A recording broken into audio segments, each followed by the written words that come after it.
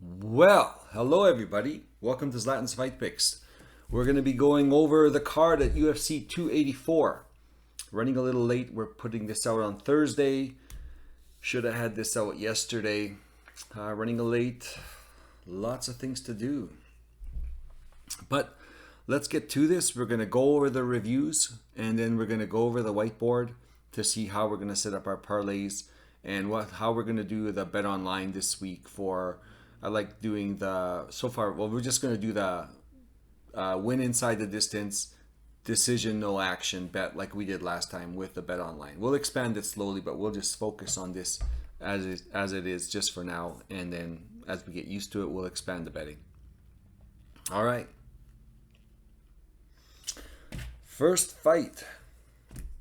Tyson Pedro versus Modesta Bukauskas. Tyson Pedro, 6'3", 79-inch reach, 31 years old. Modesta Bukauskas, 29 years old, 6'3", 78 inches in reach, virtually identical. The records are Bukauskas has a 13-5 record. Pedro has a 9-3. Pedro has taken some time off. He's been, I think, gone for almost 3 years. From fighting. He took some time off, 2 years or 3 years somewhere. It's a substantial amount of time, and now he's come back. And he was a highly touted prospect before, and then he had a little bit of a slip up, and then he took some time off. But he's come back since then, and he's had 2 fights, and both the fights he won by knockout in the first round. He's primarily a ground person, a ground guy, where he takes people to the ground and pounds them out or submits them. But now he's been doing he does a lot of striking. He's done a lot of striking before, but he's fairly effective in striking. He's getting better at it, and the last 2 wins were by KO. So he's back. He is the favorite in this one. So they have, I think it was a minus 200. Let's check. Tyson Pedro minus 250, Modesta Bukauskas plus 200. So he's the underdog. Modesta Bukauskas, striker, fairly rigid, consistent, kind of like a real journeyman type of striker. No ground game. Got a good takedown defense. I don't think he's been taking down. He fights it off really well. I think he's got 100% takedown defense. Tyson Pedro would probably be better off taking this guy to the ground and possibly submitting him since Bukauskas is a pretty good striker. I think he's as good a striker as Pedro. Bukauskas did get sent away from the UFC, and he was fighting in a lower level league for a couple of fights, and he won a couple of fights, and he got back into the UFC. He had lost 3 in a row, but he had lost 3 in a row to some fairly good guys. So he's not a slouch, but in this one I am picking Tyson Pedro to pull out the victory. Because of the layoff for Tyson for 3 years, I'm just not 100% sure where he's at, because the last 2 guys he did fight, Villanova and Hudsucker, they don't even fight in the UFC anymore. They weren't very good, so they kind of set him up with a bunch of guys that he could really beat, and maybe they could build something around the hype with Tyson Pedro, because there was a lot of hype before with him. So I'm picking Pedro, low confidence pick, as you'll see on the board. And we structured it like that, maybe to avoid an upset. Well, upsetting our parlays anyway. Next fight, Shane Young versus Blake Builder. Shane Young, 5'8", 72-inch reach, 29 years old. Record is 13-6 and 0. 13-6 basically. Blake Builder, 5'8", 68-inch reach, 32 years old. 7-0. He's never lost. Now, there is a 4-inch reach advantage towards Shane Young, which should play into this, because Shane Young is primarily a striker. He likes striking. He likes striking from range. He does like going into clinch, and he likes wrestling up against the cage. Blake Builder, he's primarily a ground guy. He will strike. He has pretty good footwork. He goes around the outside, tries to strike from the outside, and when he gets a chance, he shoots in to try to take a takedown. He is a very tricky customer on the ground. I've seen him get multiple submissions, excuse me, multiple submissions in the most awkward of way, and he's really fast, and before you know it, he's on your back, he's choking you out, or before you know it, he's flexible, he's got his foot in your face while he's on the ground, and somehow he pulls out a submission. So the guy is impressive. I don't think he's very impressive on the ground. He's fairly tough. I've seen him get knocked down, get back up, so he's durable, but he kind of grinds this out, and as far as the lower level guys, he seems to come out of nowhere and take these guys out. So he's really tricky on the ground. Shane Young, on the other hand, he's a hard guy to take to the ground. I don't think he's ever been taken down to the ground. But at the same time, Shane Young is a good striker and he's fairly tough. But for some reason, he's had over a year layoff, like a year and 4 or 5 months. And I don't know if he's just getting tired of fighting or doesn't want to fight anymore, or if he's just being called on this card because he's an Australian and they need somebody to fill in the spot. But either way, I give Shane Young the edge in the striking. Now I just don't know where he's at in his career or mentally. So is he just taking this fight because it's in Australia? Does he really want to be in the league? Does he still think he has a chance to move up and improve himself in the rankings? Because Blake Builder's coming in with a lot of steam. He's really ambitious. He wants to win. He's 7-0. He's never experienced a loss. And I think he wants to make a difference. I mean, whether he can or not in the future is different. But his whole mindset is to win. And I'm scared that Shane Young's mindset is, well, let's go here and fight in front of my friends and make a paycheck. So I've got this fight as a 50-50, but a 50 plus to Blake Builder. So I'm leaning towards Blake Builder, even though he is the underdog. If it was Shane Young from a while ago and he's fighting in the league, I would probably pick Shane Young to beat him on the feet, since he has 100% takedown difference. And if Blake Builder can't submit Shane Young, Blake Builder will not win. So taking that into account, that I think Blake Builder is really hungry, I'm going to give him the edge in that. Looking at the odds, where's that odds for this one? Blake Builder is an underdog, so they've got him as an underdog. They got Shane Young as a -138 favorite.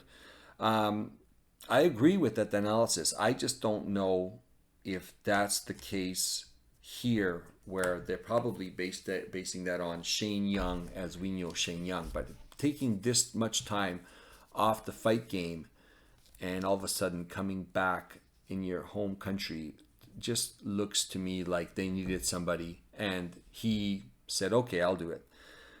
So it's close. So it's a very close fight. I'm leaning towards Blake Builder just to have the mental edge, and I think he's going to pull it off, but he is the underdog. So next fight, Loma Lookbone versus Elise Reed. Lookbone is about 5'2". She's a little shorter. I think Elise is 5'3". So she is a little short. I'm always biased against the shorter fighters. I mean, they've got to be really exceptional fighters to be a good fighter when they already have a disadvantage in height whenever they're fighting somebody. But in this case, Loma is very good on the feet. She's a Muay Thai practitioner. She's very tough. She's got excellent inside trips and clinches and trips from clinches. So she's getting much better on the ground as well. So last fight, she was taken to the ground. She fought her way back up. She fought through it. And she's getting much better in her takedown defense. Elise Reed, she's basically a striker, very heavy-handed, kind of slow, a little slower. Loma will have the speed advantage here. Elise Reed is not good on the ground. I don't think, she did take somebody down last fight, but it was just kind of, I don't know, just a bad takedown, just takedown for points and basically holding. So she's very strong, but I don't think she's going to beat Loma. Loma is a fairly high confidence pick for me.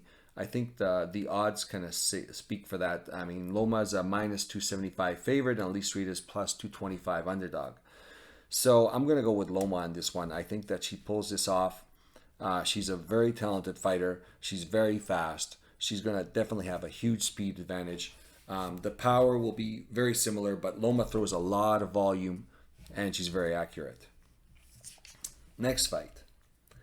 Jack Jenkins versus Don Shainis. Jack Jenkins, 5'7", 68-inch reach. Don Shainis, 5'6", 67-inch reach. Jack Jenkins, 29 years old, 10-2. Don Shainis, 32 years old, 12-4. Jack Jenkins, I really like how he fights. He's well-rounded. He fights well everywhere. He's very accurate. Like, he throws a lot of punches, maybe not full punches like 100% of the power, but it's 75%, and he's very accurate. So he's always hitting his target, and he's very busy. But he's well-rounded. He's good on the ground as well, but he's primarily a striker. Don Shainis, haymaker time. He's very tough, likes throwing big bombs, could get it to the ground, is a wrestler as well. I don't think he's great everywhere. He's good everywhere, but not great everywhere. But he's very tough and durable, and he's willing to make this a barn burner and a brawl. And this is how he fights. And it's going to be an excellent fight. It's going to be very exciting. I'm picking Jack Jenkins to win this. I think he's the more technical striker. I think he's going to pick this guy apart. And he's very durable. I don't think he's going to get knocked out.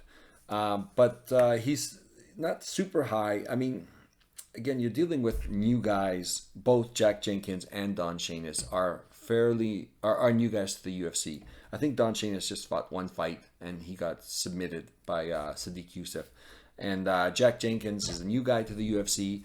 A lot of hype behind him. I'm going with him. He's not a super high pick just because I haven't seen him with enough really quality fighters, but it looks like he should win his fight.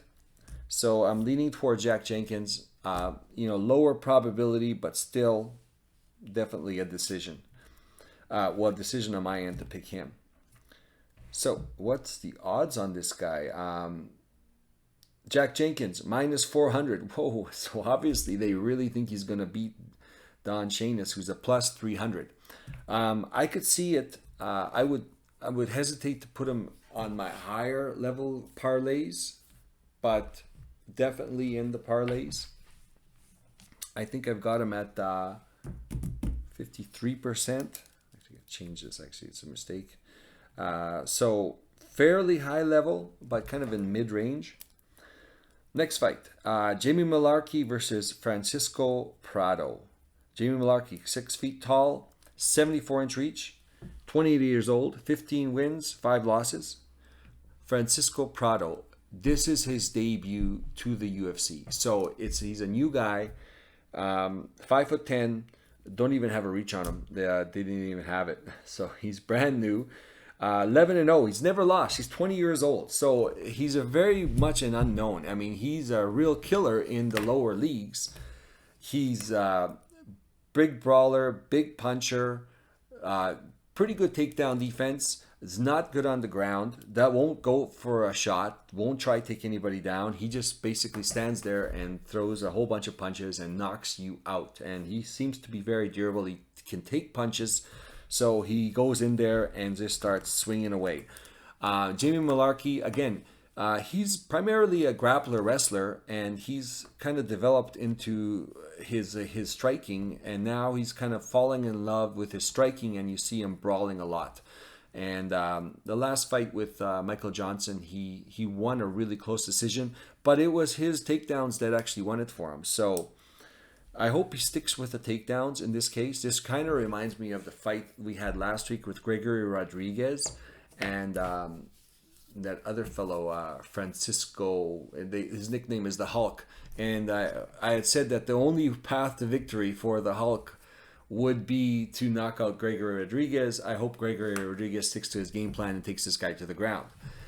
He didn't, and then he started swinging away, and he got caught, and he got knocked out. And he was the heavy favorite in that one. And again, same thing with this one. Prado's only path to victory is knocking Malarkey out. Malarkey is more well-rounded, better everywhere. I think he's equally as powerful. He's equally as good in striking, but he's definitely got an advantage in the wrestling and the ground.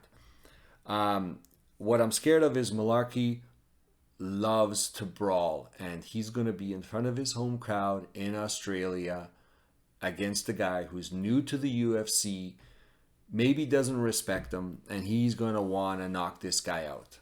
And that's the only chance that Prado has. Malarkey is a favorite in this. I've got both of them as a 50-50. And the reason why is I'm not even leaning towards one side. And you'll see I have a 50-50 category where we can pick both fighters depending on how we structure it. And the reason why I got him as a 50-50 is because I can't trust Malarkey to follow the game plan and win this on the ground. Malarkey is minus 275 favorite. Francisco Prado is plus 225 underdog. So that scares me because I don't know if Malarkey is going to stand there and just bang with this guy, which is the only path to victory for Prado. Otherwise, Malarkey would have been the pick, but I've got him at a 50-50 just because, like the last fight with Rodriguez, I can't trust him to do it. So, yeah, we'll leave it at that. When we go over the board, we'll talk about that. Next fight, Shannon Ross versus Kleidson Rodriguez. Shannon Ross, 5'6", 66-inch reach, 13-5. Kleidson Rodriguez, 5'6", 67-inch reach, 27 years old, 7-2. Kleidson, really good, strong fighter. Good on the ground, good on the feet, good takedown. Well, maybe he's been taken down quite a few times, but good on the ground in a defensive position, looking for submissions, can get back up. Great striker, very exciting and dynamic, lots of spins and very creative. He got put a little bit of adversity last fight, and he fought through it. He lost a really close split decision to Vergara. It was a good fight. I was surprised at how well Vergara did, but he is a tough go forward, lots of pressure, can take a lot of punishment type of guy. And he really put it on Rodriguez, and I think it was a split decision. But he definitely got put into some bad positions, and he fought through it, and he didn't quit. Shannon Ross, well-rounded. Again, one of the guys from Australia that's moving up from the lower leagues. I don't think he can win, but it's going to be close because he's pretty well rounded. He's good on the ground, and I'm leaning towards Kleidson Rodriguez on this one. But because of how many times he gets taken down from when I saw Vergara take him down, I'm hesitant to put him as a heavy favorite for me, because Shannon Ross could take him down to the ground, and it could be a really close fight decision-wise.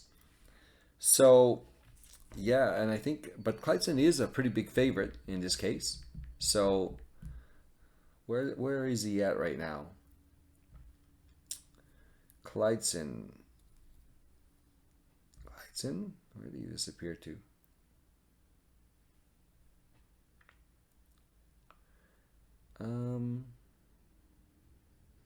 Oh, there he is. He's minus 334.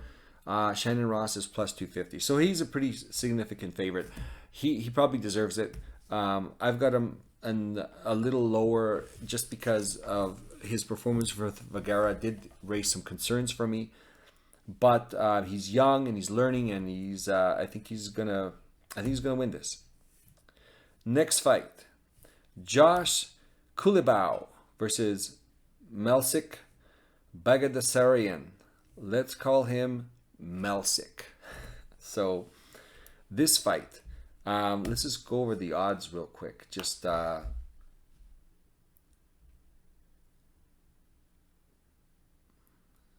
it's a pick'em. So it's minus 110 for Kulibau, minus 110 for Melsik.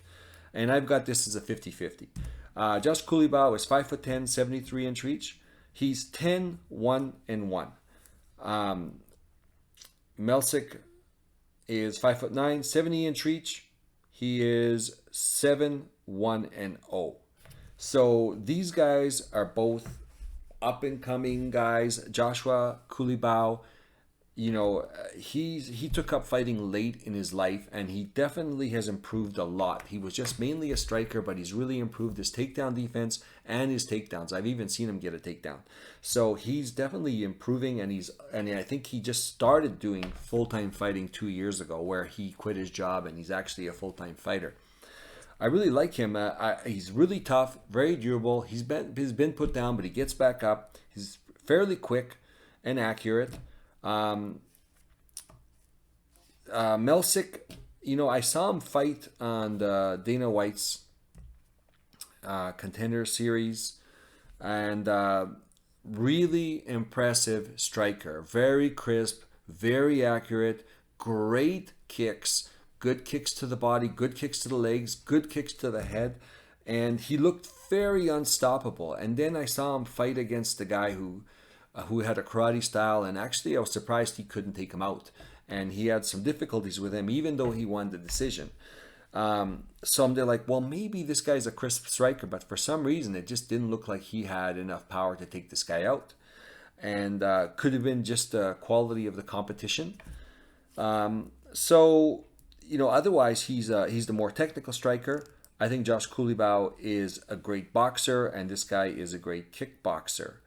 I've got him at 50-50, and you'll see on my parlay screen, I kind of got them both picked because this is an easy split decision type of fight for me. I could totally see it going the distance and split decision. So it could go either one. I would definitely put him at the 50-50 because it could go either way. I don't favor any one of them, really. So we'll take that into consideration with our parlays. So next fight, Zubara Tukugov versus Elvis Brenner. Elvis is in the building. Elvis Brenner, 5'9", 25 years old, 5'9". I don't have a reach for him. 25 years old, 13-3. He's coming up into the UFC. So this is his first fight in the UFC. Zubara Tukugov doesn't fight very often, fights about once a year. He's 5'8", 68-inch reach, 20 wins, 5 losses, 1 draw, 32 years old. A very good fighter, good everywhere, really good wrestler, great takedowns, good takedown defense, pretty good striker. Everyone says I think he's a really good striker. Actually, he fought some really good strikers and he did well on his feet. Very tough. He's going to be the heavy favorite on this one. Elvis Brenner, he needs to take this fight to the ground. He's a ground guy. He is very dangerous on the ground. If he can't take it to the ground, he's not going to win. So, Zubara should be keeping this on the feet. He's probably he could take it to the ground. He probably has enough experience to stay out of submissions, but it's kind of a danger zone. And he does like to strike, so I could see him just keeping it on the feet and be disciplined about it. Brenner's going to continually, try some big power punches, looping punches, and try, get close enough to him to clinch with him and possibly take him to the ground, or be taken to the ground and then hopefully work for a submission. I'm heavily favoring Zubara in this one, so he's one of my top picks. He is a minus 550 favorite. Elvis Brenner is a plus 400 underdog. So we'll see as long as he sticks to the game plan. But I think he's fairly safe in all parts of it. Next fight, Jimmy Crute versus Alonzo Minifield. Jimmy Crute, I don't get any stats from him, but what is he? 6 feet tall. They're about the same size. Alonzo Minifield is definitely the thicker, more powerful of the two. Jimmy Crute, great on the ground. He's got good strikes. Yeah, well, he's got good strikes, but he's kind of awkward. Like I don't think he's a great striker, but when he strikes, he does hit with a lot of power. He seems like he takes a lot of punches. He's got good cardio. He has great takedowns. So the last two fights he got knocked out. Well, one of the fights he got an injury from Anthony Smith. Anthony Smith was landing the jab on him. Really, he's got terrible defense.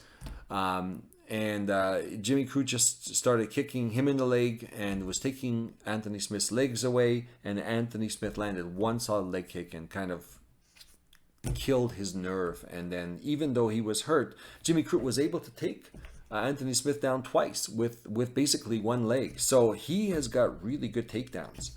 The other fight, well, he lost against the light heavyweight champ. He got knocked out really bad. What's his name? Jamal Hill. So, and then he's taken some time off. I think he's been taking just over a year off, and he's coming back. And I'm hoping he's coming back, improve his striking. But I'm hoping in this case he does not strike. I've got him as a heavy favorite, but a lot of people are picking him to lose just because he's been knocked out by so many other guys. They're thinking that Alonzo Minifield, who's got a lot of power, is going to knock him out. But Alonzo Minifield, like I don't know. I think this guy's overrated. I think he's well overrated. I think he's got a lot of power. He carries a lot of muscle mass. He gets tired, even though I think he's kind of fixed his cardio a little bit. I think Jimmy Crute, if he doesn't stand and bang with Minifield, he's going to be able to take him down. And Minifield's got like an 80% takedown defense, and everyone's like, well, he can't take Minifield down. He's got to hide. Well, who has really tried to take Minifield down that's really good? Jimmy Crute was able to take down Anthony Smith, who is one of the top guys and so hard to take down. And he took him down like almost when he needed to at will. So I don't know. I could see him taking him down, and that's where it's going to be. Is Jimmy Crute going to be able to close the distance without getting hit with a power shot from Minifield? I'm scared that Jimmy Crute's going to want to strike with Minifield and get caught. But I'm still heavily favoring Jimmy Crute. It's scary for me, but he is the much better fighter. I just hope he's in this over a year time. He's recovered from the bad knockout, number one. Number two, he's worked on some better striking and better striking defense. And in this case, I think he's smart enough to know that, pretend like you're going to strike with Minifield, but just shoot for takedowns, tire him out, get him on the ground. I think he can do it. The fight, I think the odds are close. They're not that far off. Where is he here? Minifield, yeah. Crute is minus 188 favorite. Minifield is plus 162. Underdog, Alonzo Minifield. I just, every time I see Alonzo fight, I want to bet against him because I don't think he's that good. Although he has made improvements, and he won his last fight and I bet against him, and he won his last fight. But the guy is a ground guy. He didn't have any good takedown entries, and he basically got knocked out. I don't think the guy's in the UFC anymore. It was that Misha Sekulov or something. He was at the end of his career anyway. He was older, and he couldn't take a shot. We'll see how Crute holds up, but I'm pretty sure he can do this. Next fight, Justin Tafa versus Parker Porter. Justin Tafa, 6 feet tall, 74-inch reach. These are just the heavyweights. Parker Porter, 6 feet tall, 75-inch reach. They're both the same height. Both of them are really big. They're kind of short for the heavyweight division, really. When you look at it, they're 6 feet tall on the heavyweights. They carry a lot of fat. Justin Tafa's 29 years old, 5 wins, 3 losses. Parker Porter, 37 years old, 13 wins, 7 losses. He has got a lot of losses earlier on. I think Parker Porter is definitely getting older. Justin Tafa, good takedown defense and knockout power. Everybody's picking this guy to walk over Parker Porter. Parker Porter he is a very smart fighter, very cerebral fighter, and I think he's got it kind of figured out. He's been winning a lot of fights. I mean, the last fight he got beat by Almeida, who is going to be the champ either in light heavyweight or heavyweight, probably light heavyweight soon, who is unstoppable. So he got dominated by him, and that was expected. But I think he can stay on the outside. He's got good footwork. He could stay on the outside. He knows how to strike from the outside. I think he's going to have a slight speed advantage. Justin Tafa doesn't throw a lot of volume. Justin Tafa is like he fights with what's his name, Tai Tuivasa. He's basically the Wish version of Tai Tuivasa. I mean, everybody's expecting him, because I think they're always confusing him with Tai Tuivasa because he's not that good. Like I said, the Wish version of it. And he's Samoan, so, but, he's from the same country, but that's about it. He's a tough guy. He doesn't get put away. I expect this to go to a decision. Tafa's only chance is to knock out Porter. Porter's a pretty smart guy. I don't think he's going to put himself in that position. I think he can do the volume. I think he can win. He might even be able to get a takedown. We'll see. I've got this fight as a 50-50. Actually, you know what? Is it 50? Do I got, 50 plus. So I got Parker Porter as just a slight favorite. So, I mean, I'm not super confident that Parker Porter can do this. But I think Justin Tafa's well overrated. Only path to victory is a knockout. Parker Porter is a hard guy to knock out. He has been knocked out, but he's a hard guy to knock out. Looking at the odds, where is that? Why is it so hard to find? Justin Tafa, minus 125 favorite. Parker Porter, plus 100 underdog. So it's fairly close. I'm picking Parker Porter as the slightest of picks, and that'll come up on the board. Next fight, Jack Della Maddalena versus Randy Brown.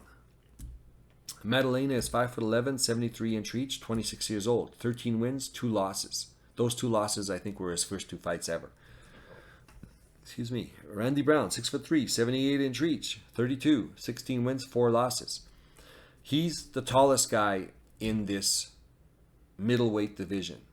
He is very tall. Is it welterweight or middleweight? It's middleweight, isn't it? No, welterweight. No, middleweight, sorry. Yeah, this is middleweight. Maddalena, excellent boxer. Good footwork. Knows how to close the distance, slips a few punches, throws a lot of combinations, very hard puncher, can take a lot of damage, hard guy to take down. I've seen him fight against some really good grapplers, get out of submissions. He's got really good takedown defense and really good submission defense. Randy Brown, he's got good submissions on the ground. He's well-rounded. He's good on the feet. He's got a huge reach advantage. He's got a 5-inch reach advantage. He is very good using his reach, but he's very long and very thin legs, but he can keep those legs out and keep people at bay and has some pretty good kicks. Maddalena is such a good striker. He knows how to close the distance and cut people off and get inside their range. Randy Brown's pretty live. I don't like how he did against another fighter who was much shorter. I can't remember his name. Trinaldo? Yeah, I think it's Trinaldo. And Trinaldo was able to take him down and get inside and put up a really good fight. And Trinaldo's like 5'9" and 41 years old or something. He is a good fighter. But if Trinaldo can get in on Randy Brown, Maddalena is going to get in on Randy Brown. Okay, because he's a way better boxer, way smoother on his feet, knows how to get it, and he's taller. He's almost, way taller than and bigger reach than Chinaldo. So high probability pick for me, probably the highest, is Madalena over Randy Brown. Looking at the odds, it's minus 334 for Madalena, plus 250 for Brown. I think that Brown's going to get knocked out here. Good bet for Madalena. Finish inside the distance, decision, no action. Next fight, Yair Rodriguez versus Josh Emmett. Yair Rodriguez, 5'11", 71-inch reach, 30 years old. Josh Emmett, 5'6", 70-inch reach, 37 years old. Josh Emmett started off as a wrestler. Everyone keeps saying he's got wrestling in his back pocket. I've never seen him wrestle. No takedowns. He has a lot of power. He's a little shorter, got really stocky, got a big overhand right, got a lot of power. Everyone's scared of that power, is always backing away. I don't know, to me, he's always seems like he's not good enough, but he always seems to be pulling off these victories. Yair Rodriguez, tall, great kickboxer, really good kicks, creative kicks to the leg, to the body, to the head, very fast kicks, very fast hands, huge combinations. This guy should be the pick. He should be the better fighter. But I saw something when he fought, what was that guy's name?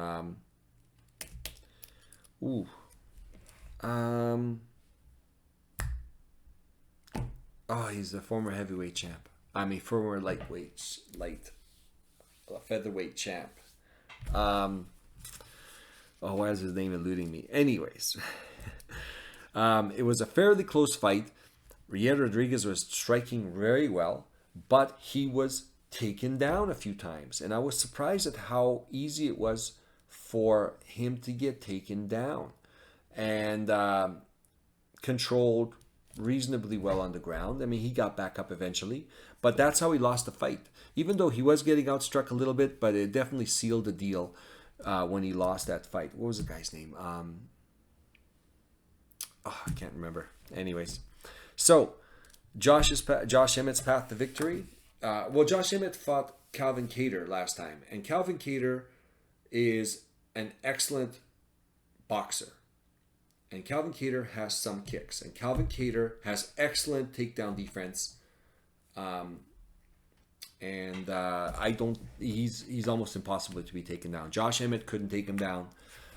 He kept with his boxing, threw a lot of jabs on Emmett. Emmett had a lot of overhand power. He hit him a few times. He didn't hit him as much, but his shots were more powerful. Kattar normally has a kicking game. Kattar canceled his kicking game against Emmett because he was scared to be taken down. So that affected him. Now I'm wondering if Rodriguez, half his danger is the kicking game. He's such a good kicker. So if Emmett could time his kicks, he could possibly take him down. And the reason why he couldn't take Kattar down is because Kattar wasn't throwing any kicks. So either Rodriguez can kick him and win the fight like that. Emmett can time the kicks and take him down and win the fight like that. Or Rodriguez won't throw kicks, which means he'll be just hands, in which case then he's not dealing with a huge advantage of reach. He's got a little bit of a reach advantage, a little taller, but then Emmett could be that much closer to throw those bombs, right? And maybe catch him. Yair should be the pick, but honestly, I because I've seen Josh Emmett pull this off before, I got him as a 50-50, pick him kind of both ways. It all depends on the kicking of Rodriguez. If Josh Emmett comes in with a wrestling heavy fight and take this to the ground, he could win a decision on this one. He could take this. Can he get in? Can he time the kicks? Will Yair Rodriguez stop throwing kicks and how will that affect his whole fight plan if he's only throwing hands? That's going to be the trick. I mean, Rodriguez has got better combinations than Kattar. Kattar, who fought Emmett, was basically, he has got a phenomenal jab. But it's really good. It's better than Rodriguez's jab, but Rodriguez has got better combinations. Let's see the fight odds here. Rodriguez minus 175, Josh Emmett plus 150. So they got it fairly close. 50-50 as far as I see. Last fight. Islam Makhachev, Alexander Volkanovski. Islam Makhachev, 5'10", 70-inch reach, 31 years old. Alexander Volkanovski, 5'6", 71-inch reach, 34 years old. He's got a 1-inch reach advantage, 4 inches shorter. I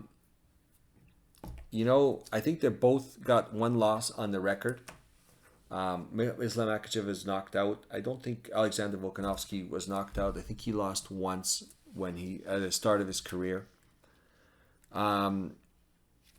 So before I break down this fight, just so you know, I am biased towards Alexander Volkanovski.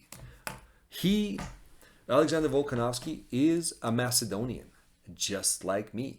So his parents immigrated to Australia. I immigrated to Canada. So I'm biased because we're from the same country, obviously. So I'm leaning towards him for maybe the wrong reasons.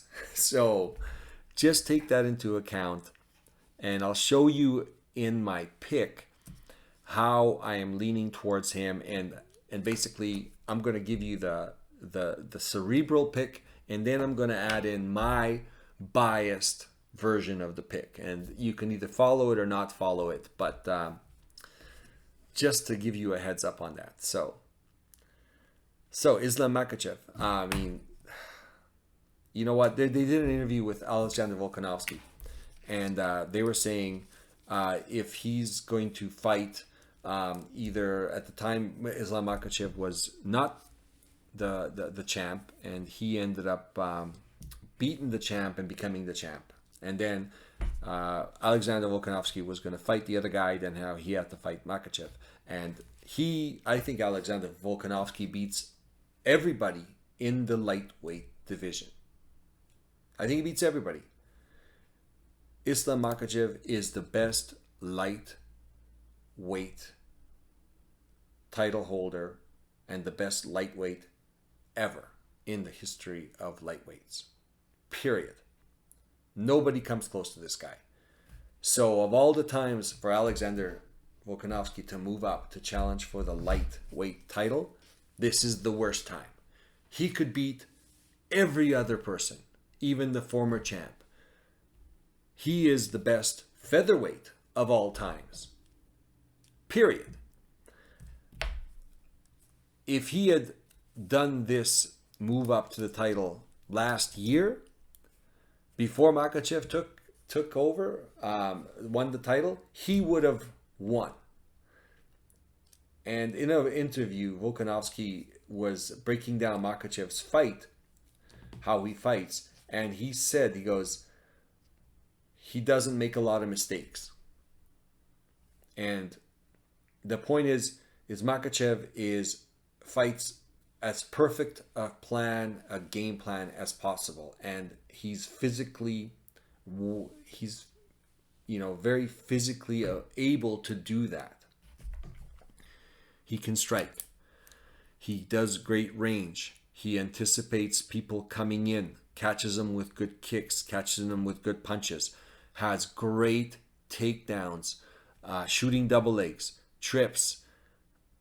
And when he's on top of you, he's very heavy, he's very strong, puts you in compromising situation, does that Dagestani handcuff where they reach around, they grab your hand, you're defenseless, good submissions, and he just doesn't make a lot of mistakes.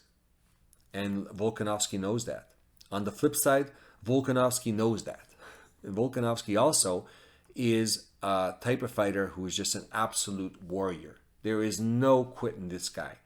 When he fought Ortega, he was in a deep guillotine choke with Ortega on top of him, had his legs wrapped up, and basically Ortega is a strangulation expert, the best guy at this, and he fought out of it. And everyone's like, oh my God, we can't believe this guy got out of it. And he is a warrior. He has no quitting him. He won't get tired. He'll keep going. And I can't see Makhachev stopping him. And there's always a chance that Volkanovski is obviously training how to get up. He's training how to get up. He's training how to get up. He is not foolish enough to think that Makhachev won't take him down. The trick will be, if Makhachev takes him down, how fast will it, or how can he get up, and how fast will it take him? Because he needs to be on the feet scoring some points, because Makhachev is going to be scoring points when he gets taken down, trying to get to submissions. Is he going to be able to get back up and regain the points by hitting Makhachev at distance and going in and out and in the clinch?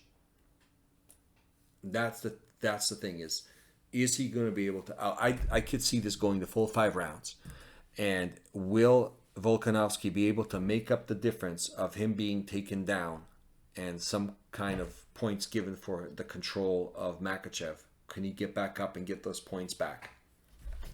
That's going to be the key.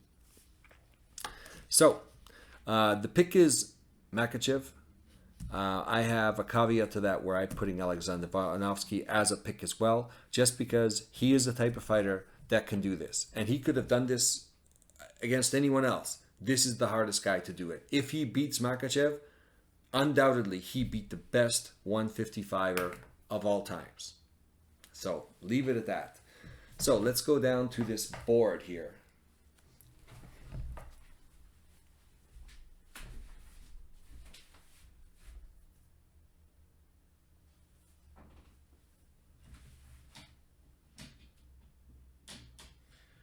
You guys can see that.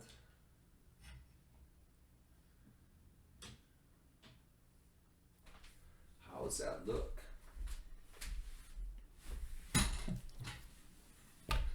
Looks good. So, I've broken down this to multiple categories. Now, I've done it this way just because I want to give us more room to win smaller parlays within the larger parlays. That way, if we win the smaller parlays, we're always winning some money back. So it either a small profit or make our money back so we can keep playing with that money. And if we hit the big parlays, well, great, you know. But also in this particular fight, there's so many variables.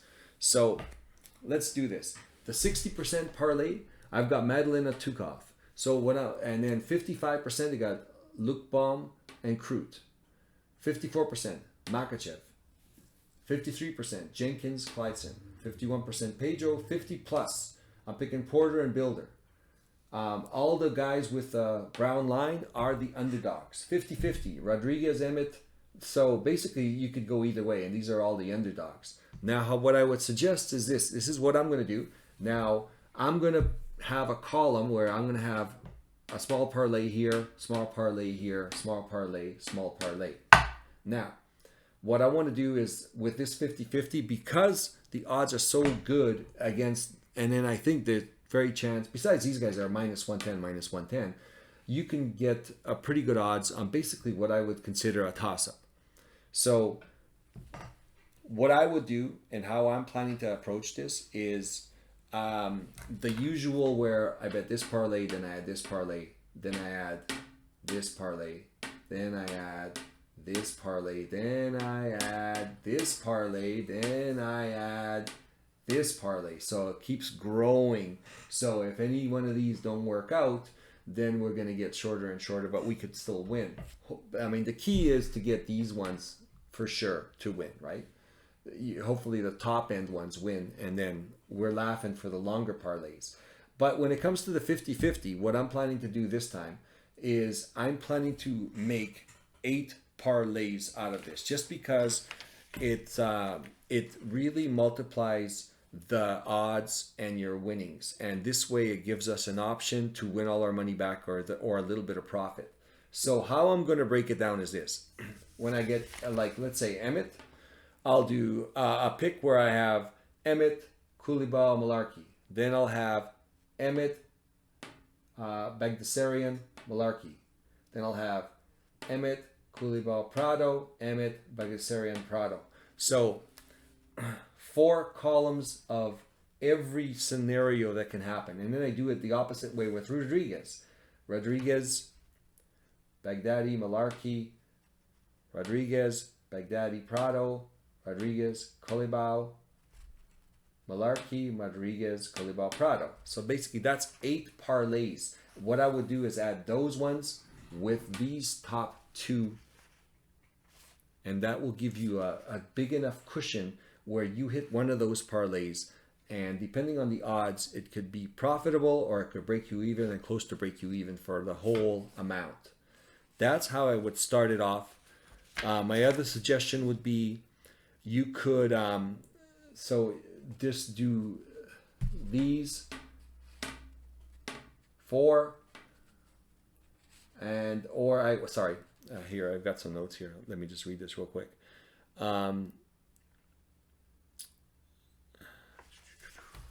Skip 50. Come on. 50. Yeah, okay, that's fine. We can keep it at that. I mean, you could work on that. How I'm going to do it myself, I will put Volkanovski in everything that Makhachev is in. I am doing a separate parlay for myself with Volkanovski instead of Makhachev. That's what I'm doing because I have to.